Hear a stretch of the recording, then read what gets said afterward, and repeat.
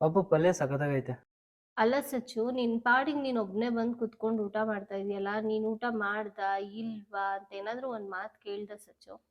ಪಪ್ಪು ನೀನ್ ಊಟ ಮಾಡಿರ್ತೀಯ ಅಂತ ಅನ್ಕೊಂಡೆ. ಅದೆಂಗ್ ಅನ್ಕೊಂಡೆ?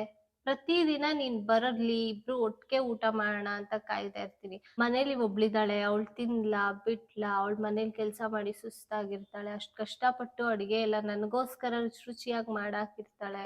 ಸರಿ, ಒನ್ ಟೈಮ್ ಆದ್ರೂ ಕುತ್ಕೊಂಡು ಒಟ್ಟಿಗೆ ಊಟ ಮಾಡೋಣ, ಇದೆಲ್ಲ ನಿನ್ಗೆ ಅನ್ಸೋದೇ ಇಲ್ವಾ ಸಚ್ಚು?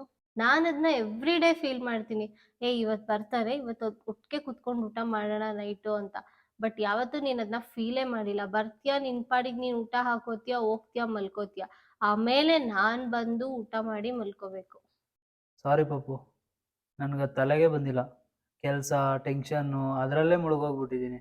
ಐ ಥಿಂಕ್ ನಿಂಗೆ ಖುಷಿನೇ ಇಲ್ಲ ಅನ್ಸುತ್ತೆ.